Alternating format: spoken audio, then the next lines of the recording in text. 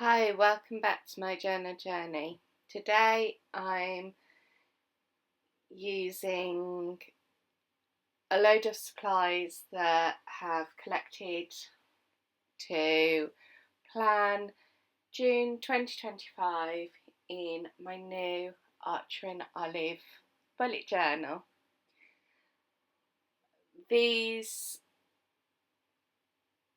things have been collected from various places. Stencils with the hexagons in I made myself, and the sticker books are from the works last year or the year before, and the larger stickers are actually a hand-me-down from my mum. She did a bumblebee theme and she didn't want the rest of the stickers, so she gave them to me. I believe she bought them off Amazon, but that's just me thinking and guessing. For the start of this setup, I'm using my trusty Upsy-Daisy monthly header stencils just to pen in the month title. It was so nice working with these stickers. Oh, those clear stickers I think are from the range, from quite an old clear sticker collection, and they peel off really nicely, unlike the more recent collections that they've released. I wanted my cover page to kind of fill the page, but I didn't want to just shove a bunch of hexagons or a bunch of bumblebees on, so I did the dotty lines just to add a little bit more to the page without overcrowding it. I have chosen 2 yellow Tombow colours for this setup, and I wanted a lot of the other colour and design to come through the sticks and the washi tape. The washi tape again is from a range of places. I believe this big chunky one is from Paperchase before they went into administration. Still sad about that. Then the green one, I honestly can't remember. I have such a collection. I'm trying to get through it. It's slow going, especially with things like the Paperchase washi tapes where you get so much on a roll. Not that I'm complaining about having more for my money, but I wanted to go back to a quote page on the left hand side, so I did a quick Pinterest search and tried to find suitable fonts that would match my inspiration photo, which I tried to recreate as close as possible, but there are still some differences. And it's just a random vector collection that I found on Pinterest, but I liked how some of the fonts are looked together, so I've got that open at the side for me to keep on referring back to. I'm using a pencil just because often I need to rub out words and rearrange words, but because this one's such short to quote, I don't think I had to rub anything out. For the last word, I started with the last letter and worked backwards, just because I wanted it across the page, but I wanted enough space to get the word in. And with these font stencils, I sometimes just find that the easiest way to set it up. I am utilising the upper and lowercase of each of the font sets, which is why you see me switch stencils quite often. I honestly can't remember which collections I took these from. I've got so many now because I get them in each of the subscription boxes, and that's wonderful. But it means that I can't quite place all of the fonts. With the wording, I wanted to make sure that my stickers would fit. So I went through the sticker collection and I started to generally place, but then I realised it had moved too much. I didn't want to make a mistake, so I just put it down onto the page.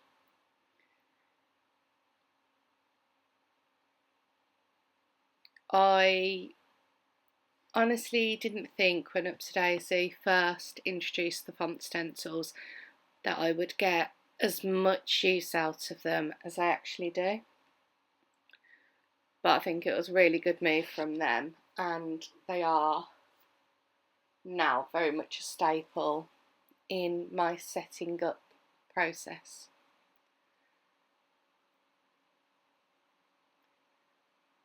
Obviously, doing it in pencil and then going over in pen afterwards, it's not always ideal because it takes twice as long. However, I didn't on this one. Sometimes I don't mind, but I didn't want to make a mistake and feel like I've ruined my first cover spread of the first month in my brand new Archer and Olive journal, because I've never used an Archer and Olive journal before, so I wanted it to be perfect or as good as possible.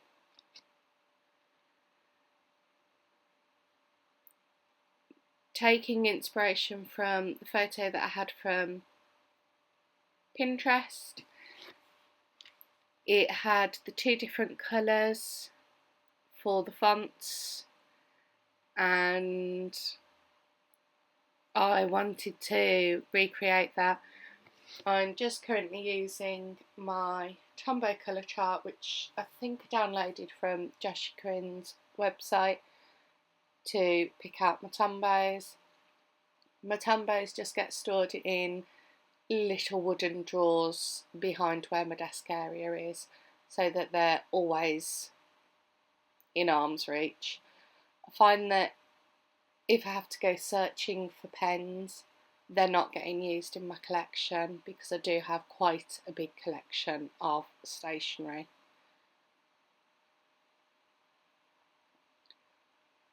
With these words, I'm trying to fill in the stenciled parts as much as possible, but I find with the stencils, if I'm too precise, I end up ruining it, so I just go as close as possible, but I don't hold it against myself if I've missed a bit or if a bit's out the lines. And sometimes you just need to remember these sorts of messages. And I'm really happy with how it came out. While I've got the colours out, I've also just coloured in the title. A bit more careful on this one because I used a pen to outline it, whereas the writing on the left isn't outlined. That's the first page done. Get my trusty bookmark to set up my calendar, which I am not making you sit through because it is about 5 minutes of the video that you don't necessarily need to see me just drawing out a bunch of lines. I'm using the thin end of the Tombow just to pop in the dates and check against my bookmark that I'll start and end on the right day. I'm switching between a bunch of washi tapes. As I say, my collection is a bit huge, and it does need making smaller. I spend a lot of this setup time flicking through these larger stickers to see what would fit and what would go with the aesthetics. There are some stickers there that I don't think I'll ever end up using, and they do need to find another home, but I just haven't got round to doing that. With the hexagonal stencil, I just wanted to add a bit of a honeycomb in the corner. I did a bees theme before, and I really went to town. I had honey dripping from the top of the page. I had a weekly setup with a hexagon per day, and thinking about that set of spreads still brings me such joy. However, at this point in my life, I absolutely do not have time to go full decoration mode on every page. So I spent the 40 minutes that this video was originally doing most of the setup, and then I spent a little bit of time after the video was done finishing the other 3 weeks, but they are all very similar. I've gone a lot simpler with my bullet journal setups. I've gone a lot more functional. It started out as the aesthetic way of freeing my mind, just having a little bit of me time.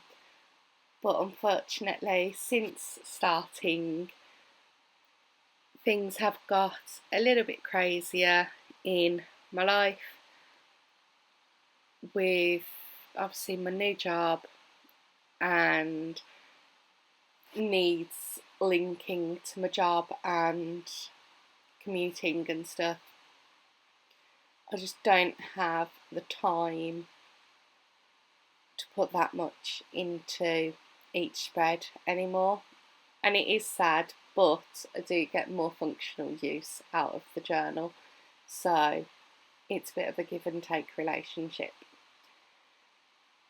For my weekly setups, I very much follow the same pattern. I roll the left hand side into 7 sections, 1 for each day of the week, and the right hand side I leave very much blank with only a little bit of decoration, and it all kind of evolves as I'm using it. So I've got space for notes, plans, rolling to-do list, but equally I get to put the news headline, any emotions, any highlights on that left hand side. I'm using my days of the week stamp from the works. It was only a few pounds and I absolutely love it. Now it's time for the final flip through in a moment. Thank you very much for watching. Have a wonderful day. I'll speak to you soon.